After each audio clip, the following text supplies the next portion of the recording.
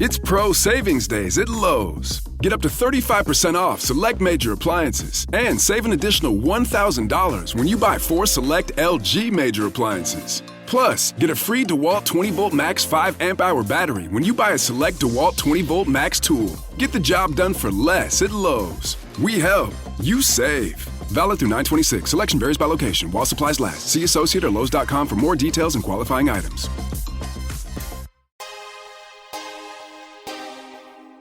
The audio commentary. It's a dying art form, but here at One Track Mind, I, your wonky yet affable host, Ryan Luis Rodriguez, analyze film through the prism of these embryonic forms of podcasting, one audio commentary at a time. Masterpieces, crapster pieces, live action, animation, cult classics, films literally no one has ever heard of. No track is too small, and no track is too big. Join me and my guests from the entertainment world as we keep these features alive every other Tuesday. Hey, who else is going to discuss Bill and Ted's Bogus Journey one week and Citizen Kane the next? Us, that's who. Sure, you have to put up with my voice, but there's a certain give and take in this industry. That's One Track Mind, part of the Someone's Favorite Productions family and available wherever you get your podcasts.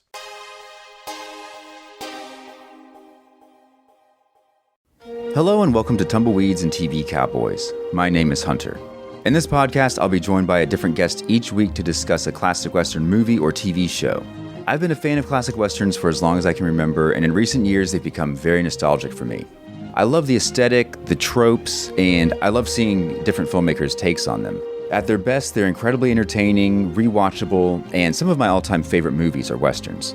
We'll mostly focus on Western movies made in Hollywood, but we'll also be covering spaghetti Westerns, and one thing I'm very excited to get into are Western TV shows. I've got some amazing guests coming on the show, film professors, historians, and podcasters. And Tumbleweeds and TV Cowboys is part of the Someone's Favorite Productions podcast network, and many guests on the show will be from other shows on the network. Thanks for listening.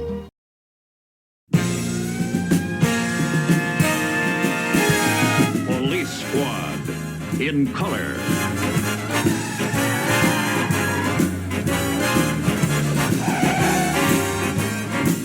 Starring Leslie Nielsen.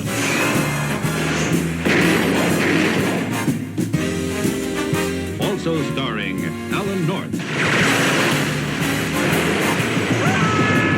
And Rex Hamilton as Abraham Lincoln. Tonight's special guest star, Georg Stanford Brown.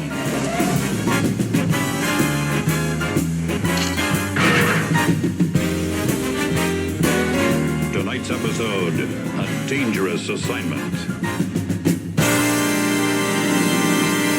Welcome to From the Files of Police Squad in Color. I am your host, Mike White. Joining me, of course, is Mr. Mark Begley.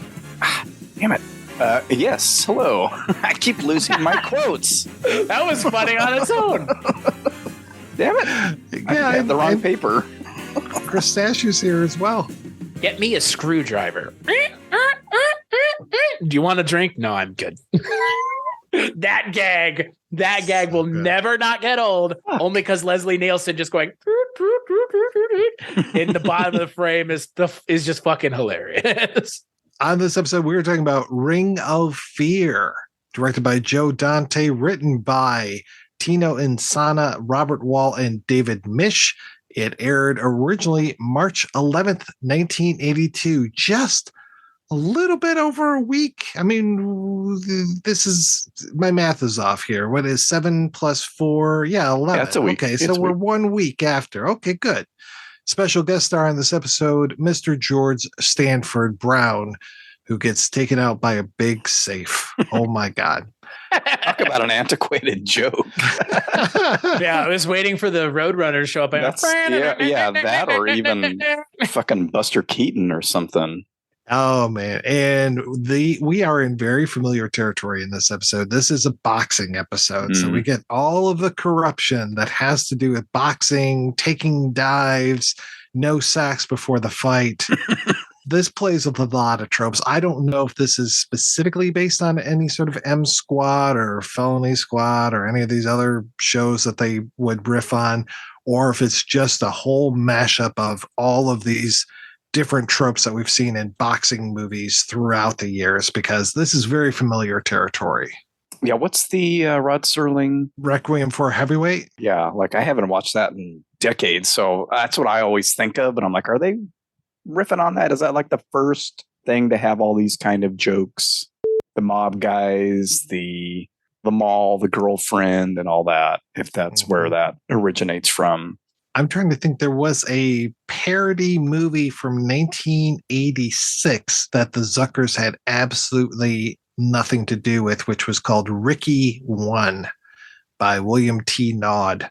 That is a lot more Rocky than this one is, though I think the reunion of our main character and his girlfriend at the end is very Rocky-esque, but I don't think they go too far into the Rocky realm with this one.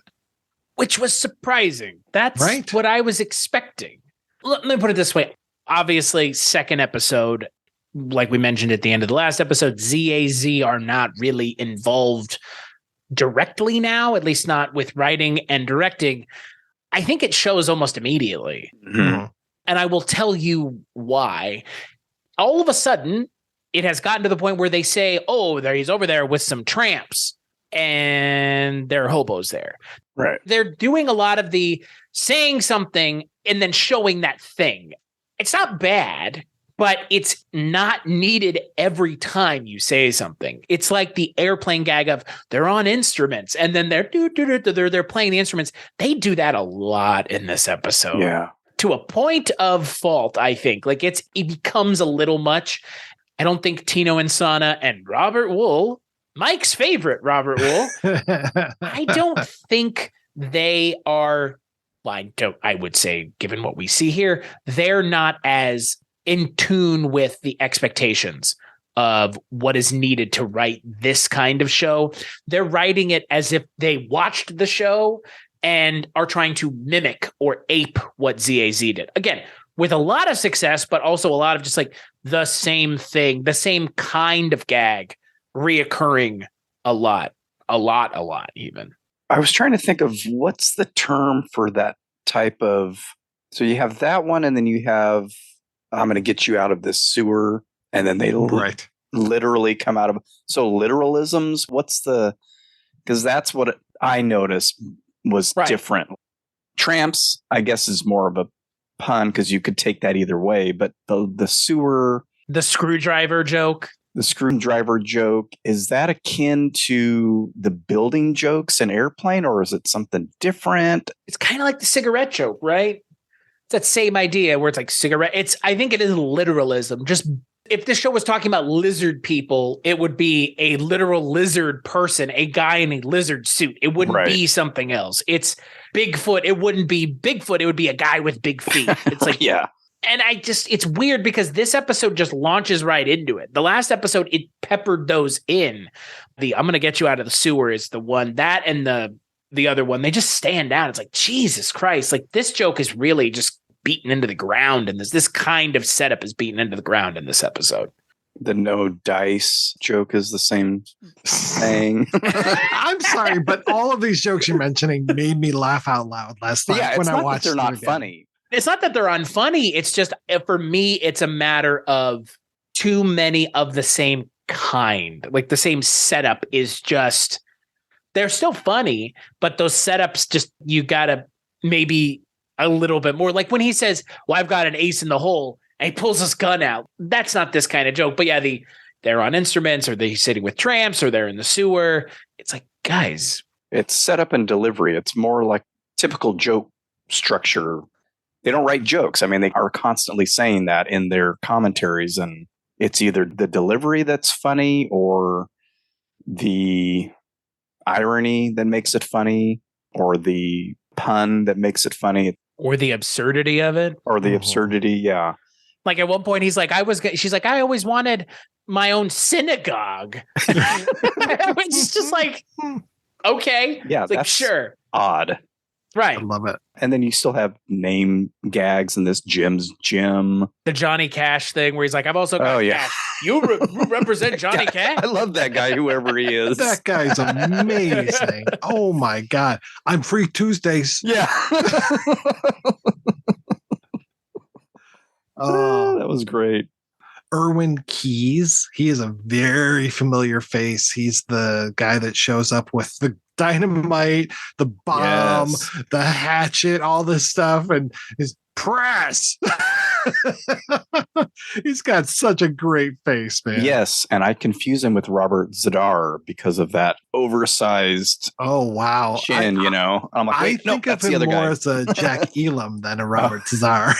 Oh, yeah. Yeah. I think of him as someone who would be right at home in Rob Zombie's films. Strangely, he's in one of Rob Zombie's films. He's in House of a Thousand Corpses. Mm-hmm. He has just a very distinct character actor look. I don't know. I mean, he's a character actor. When I think of a character actor, I think of someone like Erwin Keyes, or I think of someone like Grand L. Bush, another fantastic character actor. Yes. I'll break your face. I was so happy. I posted about that on Facebook about how great it was to see him, and then he liked the comment. I was just Agent Johnson, baby. Holy the shit. Other one. He's so good in this. Tag him when this releases. Oh yeah, maybe he'll listen. Will do. He's so good in this. Oh yeah, he's great. The acting, other than our leads, is a little iffy, even in the first episode, which is much stronger as far as writing, I think. And when you're comparing these two, at least, I know that they have tight turnaround with TV shooting for shows. I think in the commentary they mentioned like you've got 5 days to shoot something, which is amazing. Some of the acting maybe not so great. He is amazing in this, and he's barely in it. You know that he came prepared and knew what he was doing. He takes that small minute or so of screen time and it goes with it. He's brilliant. Almost all of the side characters in this are really strong. We mentioned the guys at the poker game. I really like. Is it Cooper, the main baddie, the bad manager guy? Mm-hmm. I mean, the really cigar chomper. Him. Yes, or the cocktail weenie chomper. He really gives it a real workout. Buddy could have been a little bit stronger, but he didn't need to do that much. He just needed to stand there and look good, pretty much. I was like, man, that guy looks familiar. He is in all kinds of stuff. I just saw him, I think, last week on a show. He's always on cop shows. He's usually playing like a detective that's no nonsense and gruff and all that. And I thought, I knew he looked familiar. Those blue eyes. I'm like, I've seen that face before, but man, he was young. Still working today on SWAT. Nice. Yeah, that's what I saw him on. That's what I saw him on. What's funny is, again, like when you just go and look at the IMDb's for the people who were in the last episode, the people who were in this episode, it's like a stark contrast. Oh, yeah. Just the level automatically of the people. Like Erwin Keyes and Grandel Bush alone raise the level with those two. And again, Erwin Keyes is in this episode even less than Grandel Bush is. They make an impact, but they don't take away from Frank Drebin being Frank Drebin and being a complete ding-dong. I was thinking about it, contrasting it against the movie, because I watched the movie pretty frequently, the original at least. He is so much more of a ding-dong in the movies than he ever is in the TV show.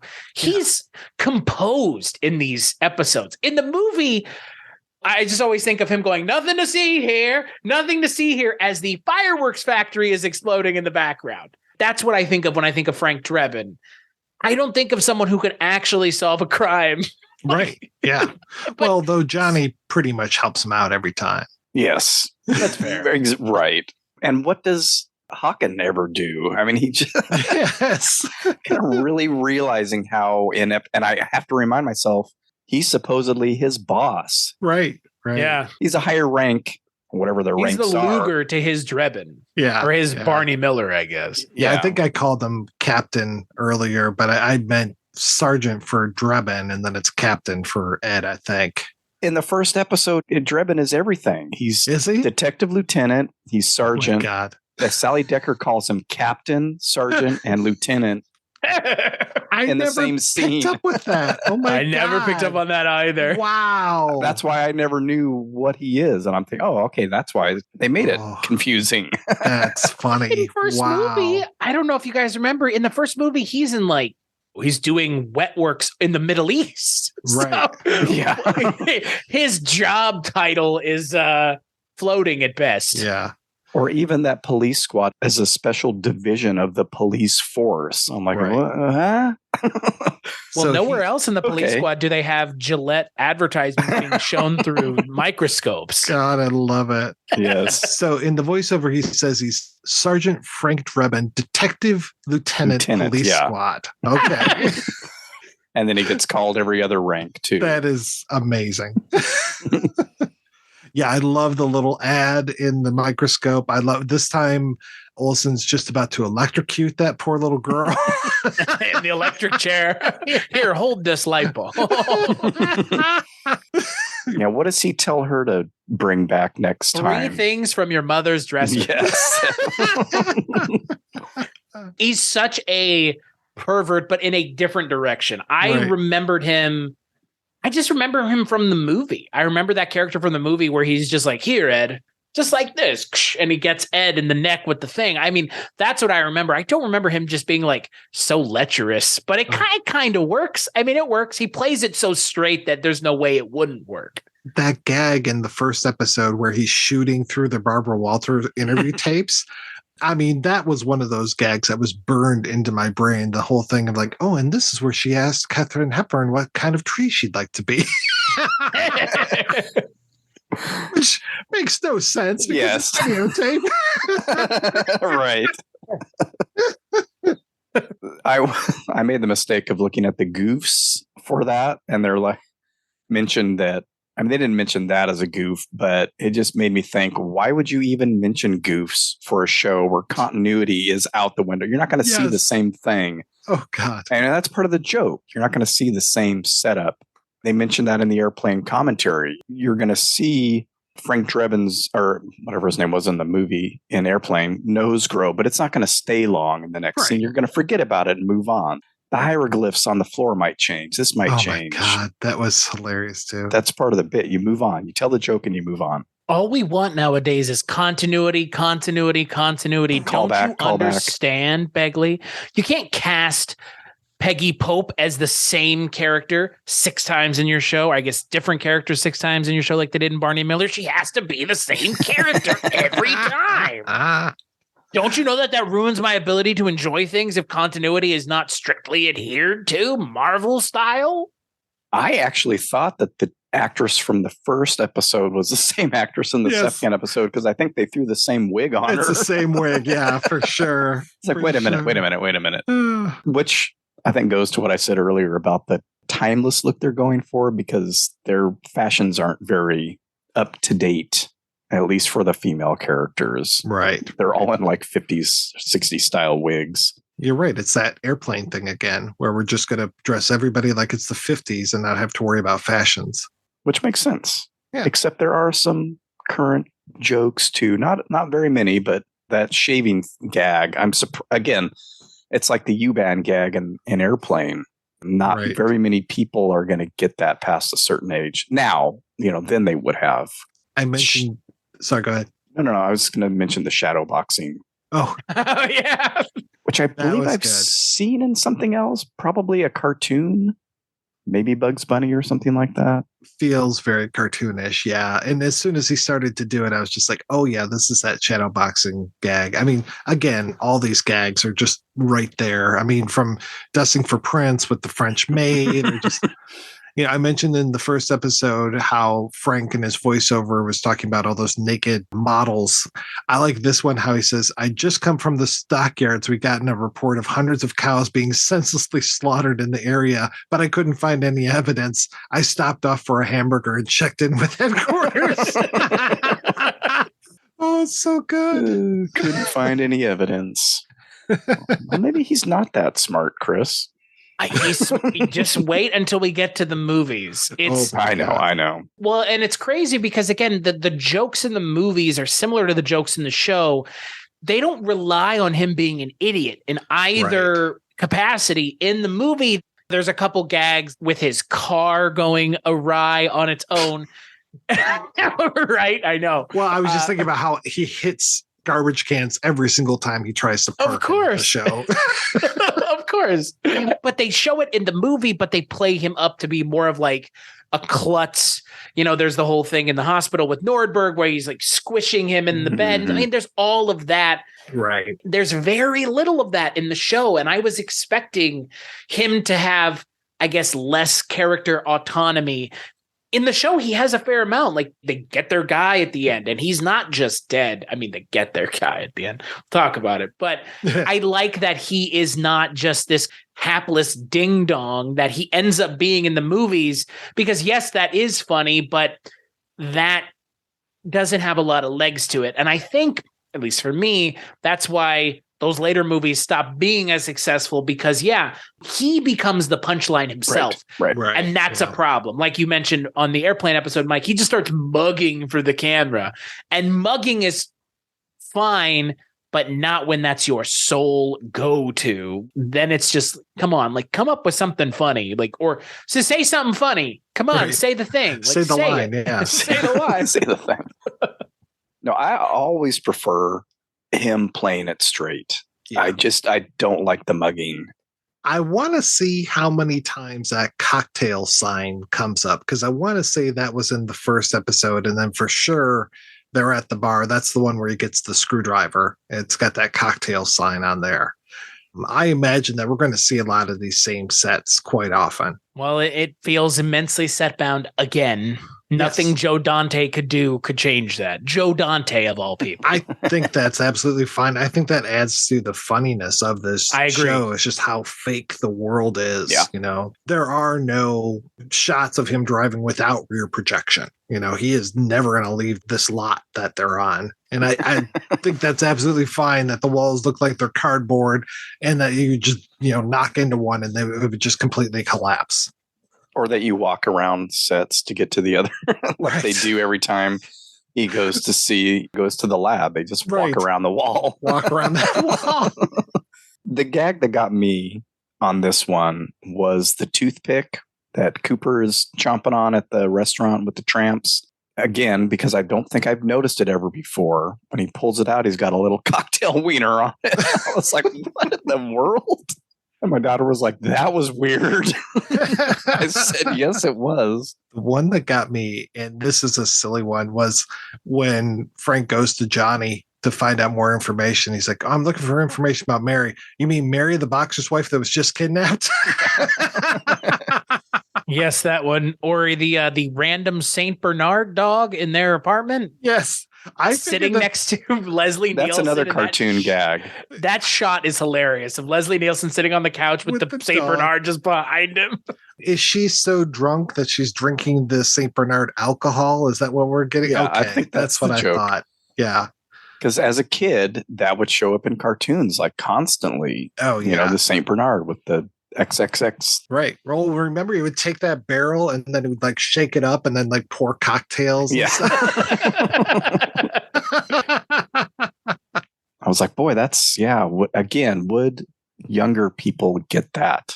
What does the dog mean? Even with the barrel around its neck. Did you get it, Chris?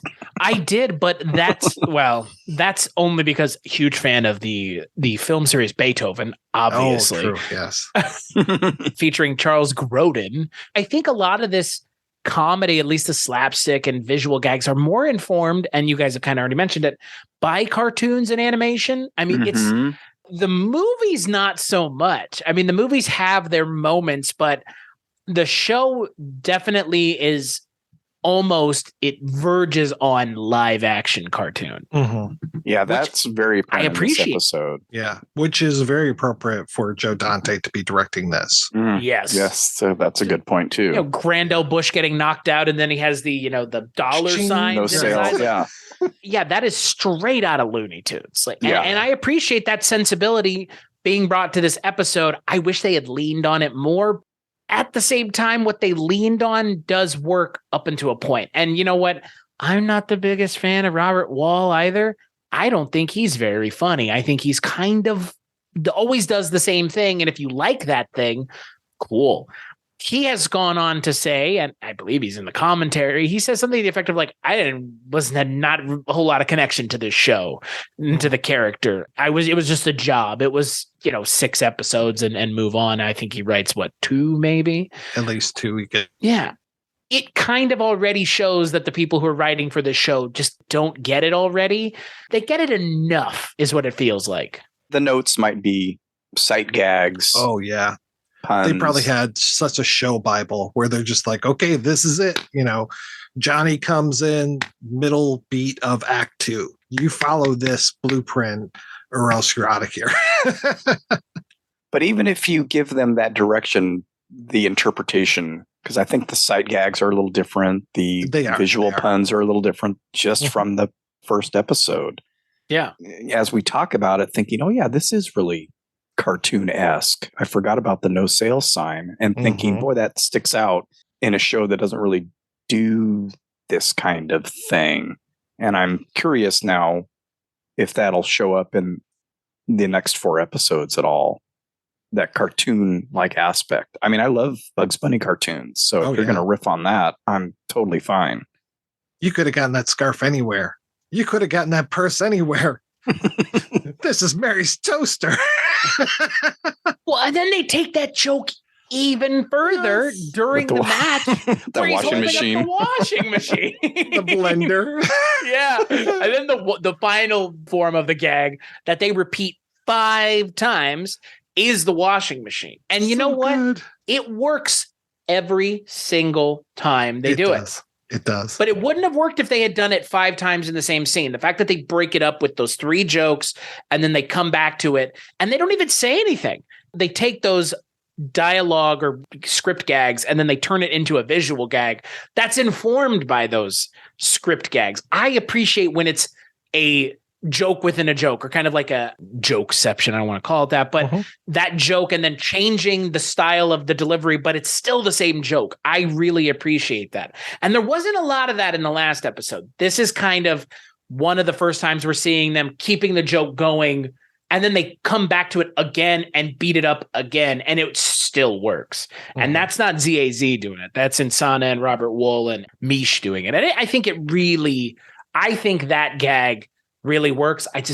There could have been less of the tramps and whatever. There could have been less of that kind of stuff, because I think those gags, they work. They just don't work as well, and they're not as original, obviously. Especially there's, and oh look, he's over there with a bunch of whatever, and there it is, or whether, like you said, the sewer thing. It's like, come on, I don't need you to do that many times. I found my intro line. Oh, what was it? What's a goonluka? Nice. That is a good one. Nice. I do like the use of the sound and everything, the big steam room scene, how we just make the finale very cheap. We're just going to play an animation of steam on screen. It works for me. You missed me. How about this time? Not so good. You tease the Act 2 title, and I didn't want to take that away from you. Act 2, Brute. Brute, yeah. Brute. Which is a William Shakespeare, Julius Caesar joke for anyone playing along at home. Everybody who was sitting down to watch Police Squad is a huge fan of Julius Caesar. So good. Yeah, you probably had to suffer through it at some point in your education. I love that gag. I love we mentioned on the last episode the title cards or the interstitial cards. Every opportunity to tell a joke. I would say for the most part, this episode lives up to the expectations of the first one. Yeah. It is somebody else writing a Naked Gun episode or a Police Squad episode. So they're going to bring their own sensibilities to it.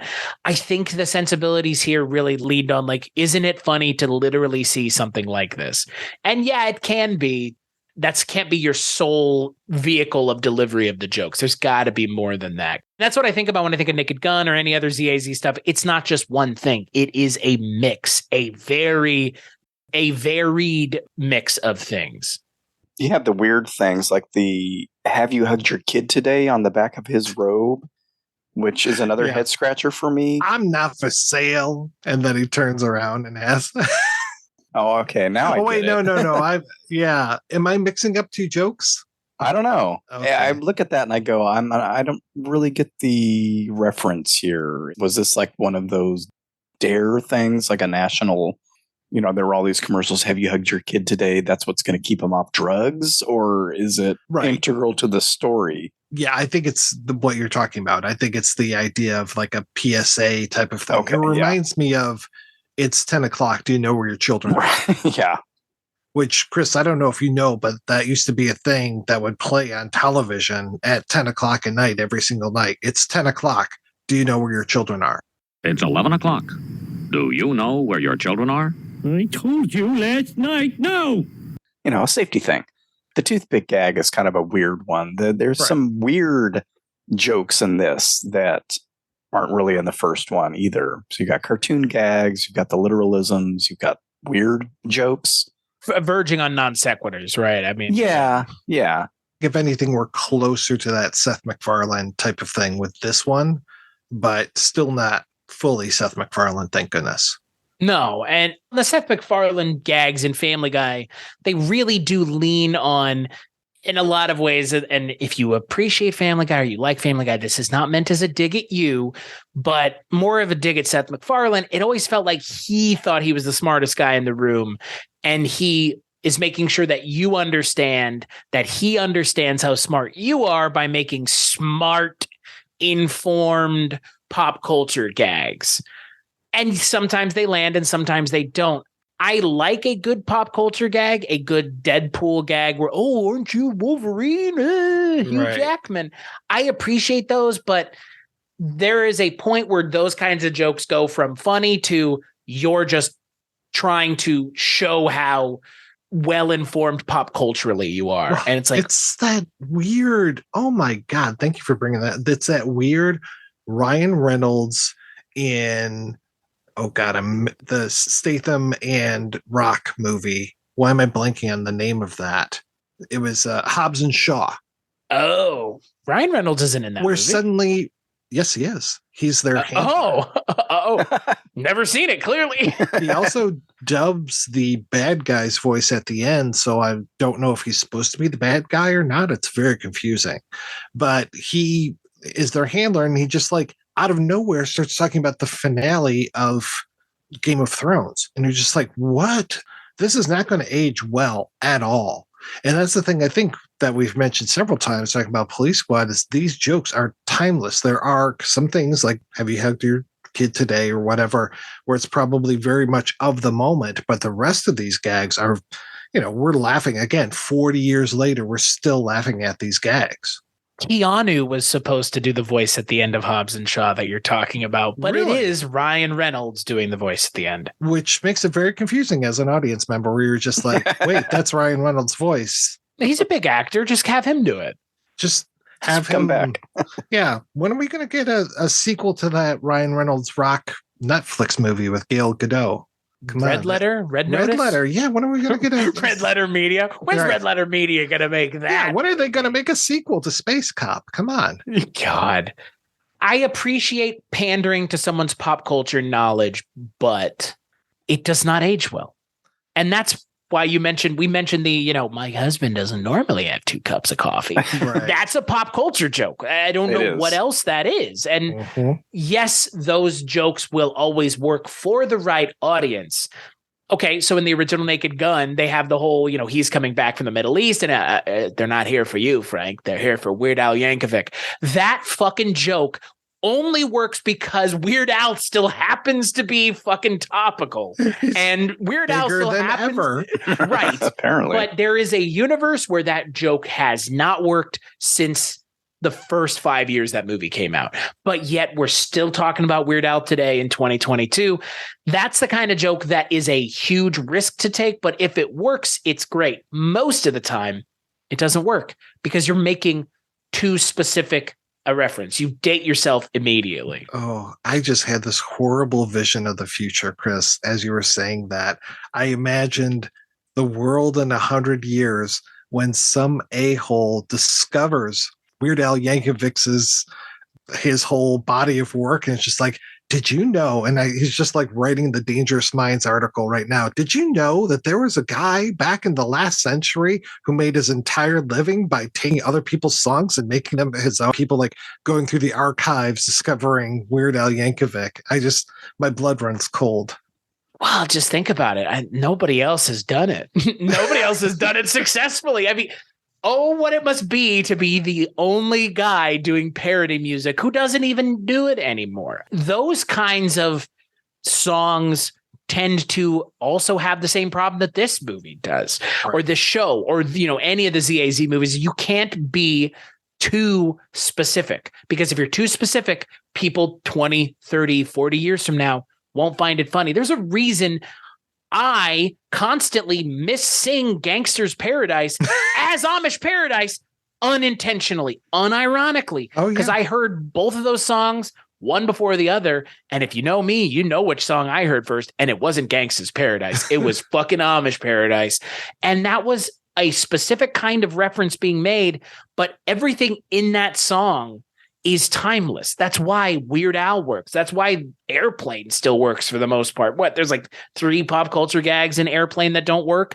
Not that they don't work, but they only work for a age group of a certain kind. Right. Yeah, there will come a point where you watch Airplane and nobody's going to get my husband doesn't have 2 cups of coffee joke. Right. They might not even get the Saturday Night Fever and Jaws jokes. You know, I mean, thank God they went for big tentpole movies for those parodies of that. And then you get to these things now, the disaster movies, superhero movies, these kind of things. And you're just like, what the hell were they even referencing with that? It was like, somebody who was in the news cycle for a week, and they're just like, oh yeah, put that guy in there. Put the double rainbow guy in here. Let's not discount the fact that this show is based on a show that none of us are actively talking about in 2022. Nobody's talking about M Squad or the Felony Squad for that matter. Let me send you all the links to all the M Squad podcasts that are out there right now. Clickety clack clack. Please do. I think it's a testament to M-Pod. Right. we talked about it on the Airplane episode. You don't need to watch 0 Hour anymore. You just watch Airplane. You don't need to watch M Squad. Just watch Police Squad or Naked Gun. Like, they distill all those things down, but they are making references to specific things that we should not get, quote unquote.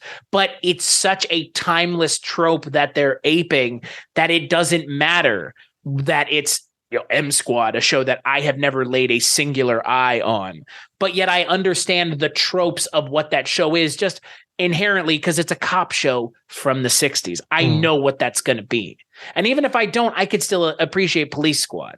Yeah, it's amazing in that first episode of Police Squad how one for one it is with I guess it's the first episode of the second season of M Squad. I was actually surprised because it seems like a hokey storyline to have her shoot 2 guys to steal the money from the job she's working at. And I'm like, oh, that's exactly what it was. Yeah. But then they take it and they say, who was it? Her bookie or somebody? Her bookie, of course. And now in the new one, it's her orthodontist.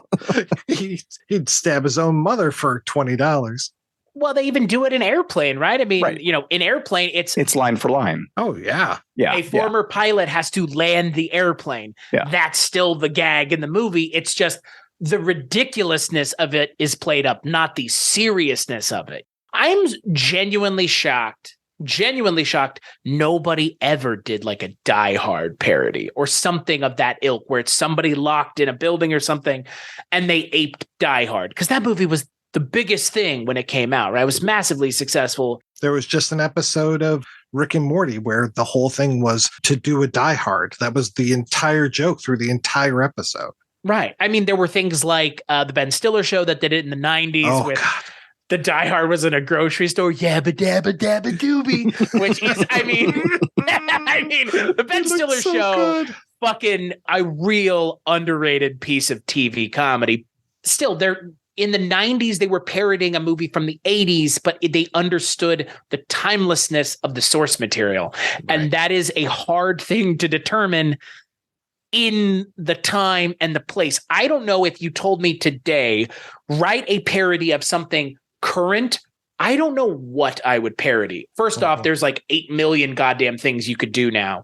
what could you parody now that you would be able to get 75% or more of the people watching it to understand what you're parodying? It may be a Marvel movie. Superhero movies. That was that, and then give me something else that in 40 years is going to be relevant as well. So by that time, I don't know if our cycle of superhero movies will have played out. Fingers crossed it will. Fingers crossed it will. So will I'm you surprised get the jokes? it's lasted this long. I'm kind of surprised as well. Yeah, me too. You can't be too topical in these things. That's the whole point. And that's why a lot of those, maybe not so much the Scary Movie, but it's those other ones that have the ridiculously long titles. Right. You know, the girl with the dragon tattoo who married the 40-year-old, for whatever they are, that group that does those, it's so of the moment that a year later, you don't get half the jokes. Well, the title alone is like a microcosm of it, right? It's like da-da-da-da. It's like, it's specific to begin with. Scary Movie got lucky. They fucking parodied one of the biggest horror movies, one of the more influential horror movies of the 90s, right? I mean, which is we're still going. Right. Yeah. We're talking about Scream in 2022 because a Scream movie called Scream came out this year. Like, there you go. They benefited from luck, but also, again, that first Scary Movie is very similar to Naked Gun, very similar to Airplane. They had a lot of things to parody, and they did it really well, but they didn't do it hyper specific. Yeah, they parody Scream. Yeah, they parody I Know What You Did Last Summer, but those still have legs now. Yeah, it was a very specific cycle of films that they were doing. Yeah. But again, thankfully, Scream is still the one that has lasted. And I will give them credit. Scary Movie was the original title for Scream, and that was the title for Scary Movie. So they tied themselves directly to Scream. Scream was successful. But yeah, you can't just throw a Hail Mary up. I'm going to do a Ted Lasso parody show. Like, you don't know 10 years from now anybody's going to be talking about Ted Lasso. You know, I'm going to do a Hawaii Five-0 parody show. Like, okay, like you're really just parodying a cop show. If you do something hyper specific, you're not going to have a good time. But if you kind of expand it and take some base elements and parody those, I think it's easier. Just nobody does it anymore. This is Weird Al's not doing parody music anymore. Like, even he kind of gave up the ghost. And I get it. It seems like a thankless job because all you're doing is really just riffing on everybody else's stuff. It wasn't even until tonight that I finally got what Trey Parker and Matt Stone were talking about, because years ago, before Team America World Police came out, they were talking about doing a remake of The Day After Tomorrow because they thought it was the most ridiculous film around. And they were saying we would play it straight. And it finally just dawned on me that they would basically do an Airplane version of The Day After Tomorrow, which I think you could definitely do. And I think there's so many of these disaster movies, but Airplane already was the disaster movie. This Day After Tomorrow is just a disaster movie 3 decades later. Finally, it dawns on me. And I think that's where Parker and Stone really matched sensibilities with like Basketball, because it had very much that same humor. And I know I can't remember if it was Zucker or Abrams or this Zucker or that Zucker, but those guys were together on that film, and I thought their sensibilities meshed very well. Well, we talked about earlier this year, you and I, Mike, we talked about Mafia, which is a really good parody movie for a specific kind of movie.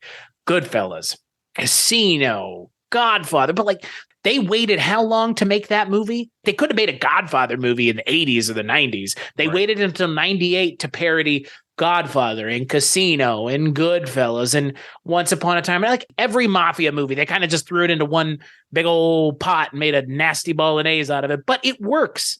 And same with Basketball. But then, you get to stuff like anything, like I said, past Scary Movie 3. And it's like, never mind. An American Carol, folks.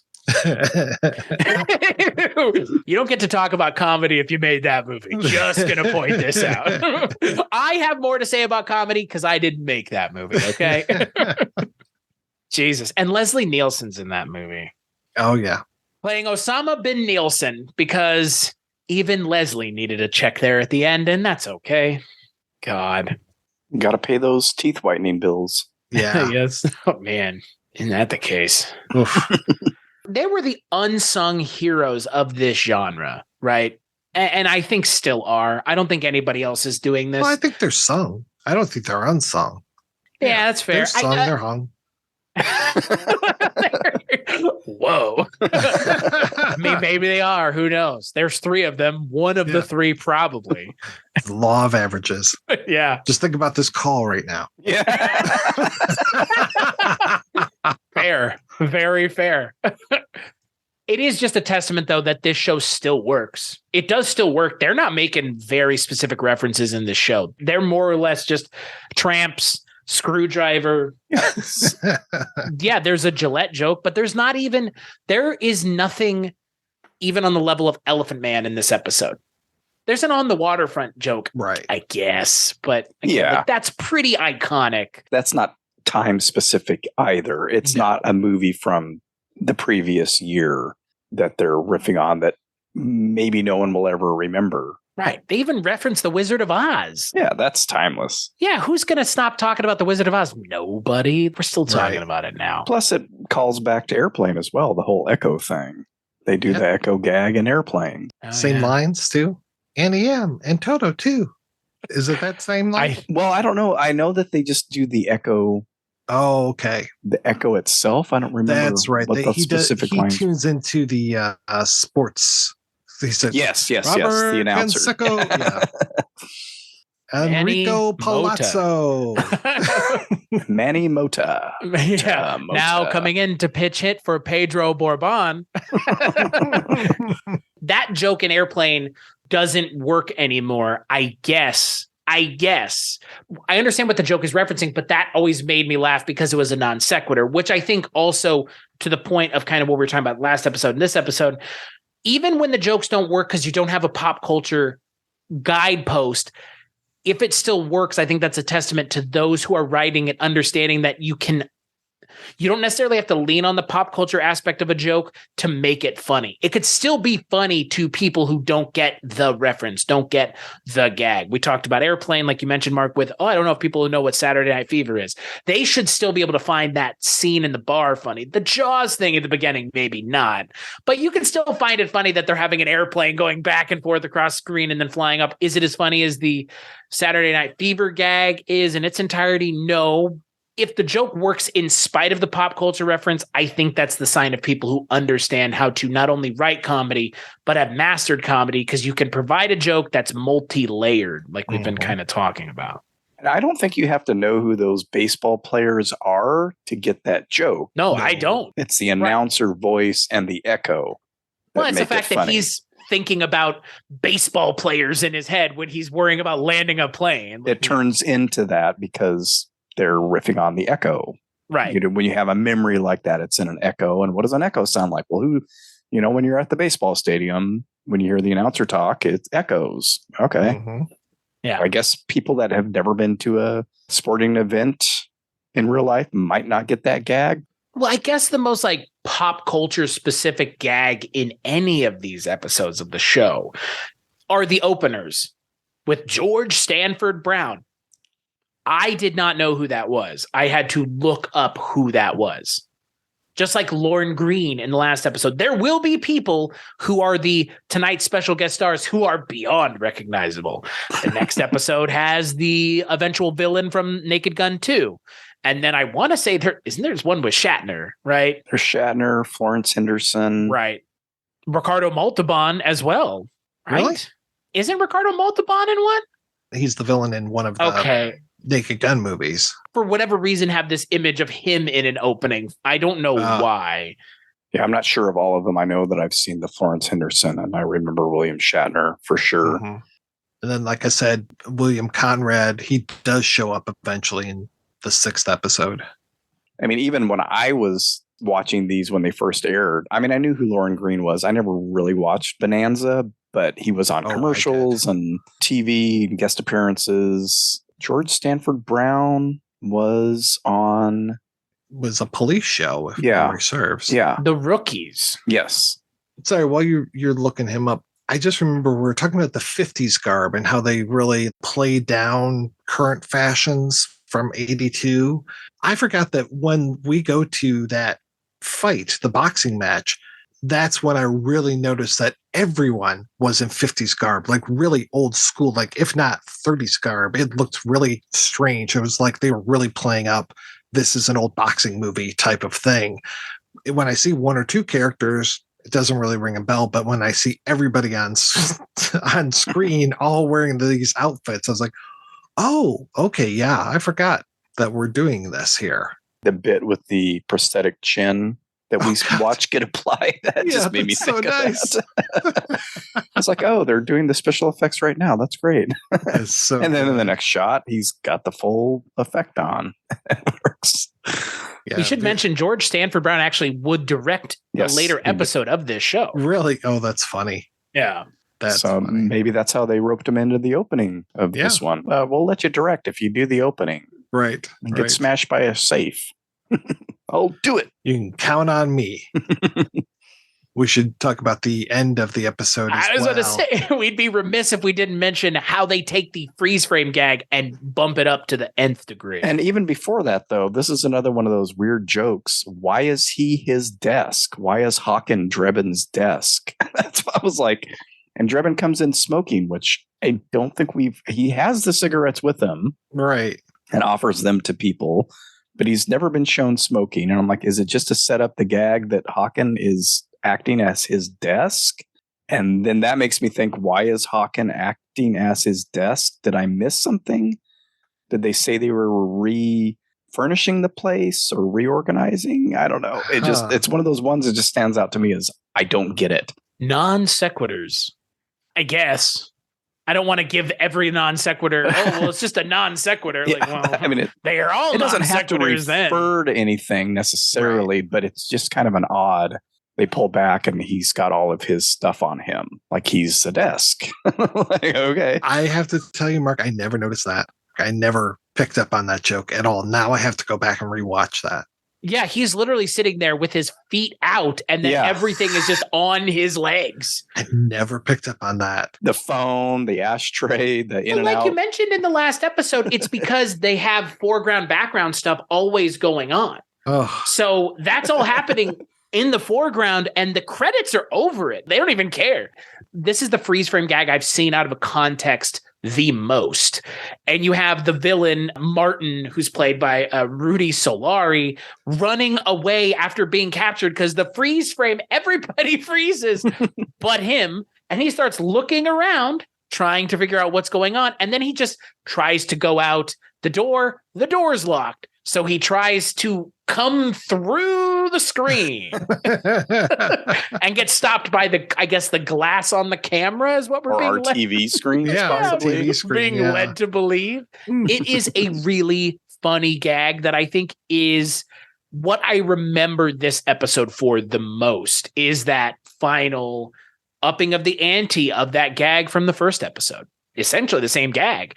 They do something else with it, which I appreciate because they could have just done the same thing, literally the same thing. And instead they go, no, what's the next thing we can do?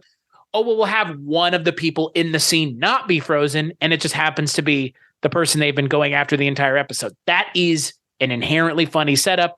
And what they do with it, I think is really funny. It kind of steals the show almost. I think it almost steals the entire episode. That and the Act 2 Brute joke, which obviously will never not be funny.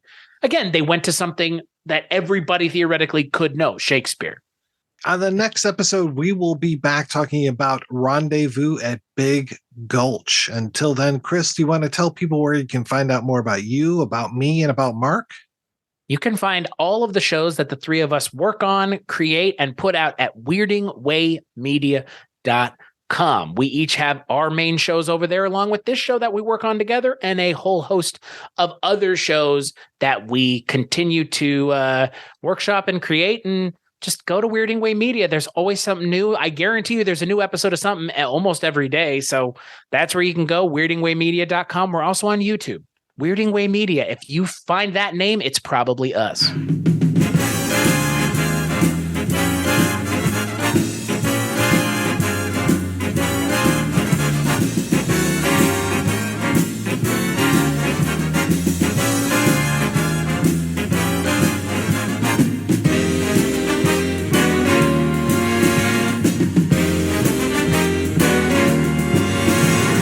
you tune in next week for another exciting story from the files of Police Squad.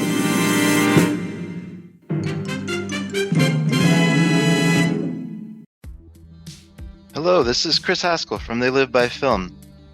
For those that don't know us, Adam, Zach, and we built a podcast over the last 2 years that's a combination of film discussion from 3 very different perspectives, as well as industry interviews with the leaders in boutique Blu-ray and 4K community. We started with Dev Crocodile, but over time we've been lucky enough to speak with Arrow Video, Severin, Mondo Macabro, Vinegar Syndrome, Radiance, Indicator, most of the OCN partner labels. It's been a blast. You can find us wherever you podcast, and also actually recently as part of Someone's Favorite Production Podcast Network. We hope to see you online.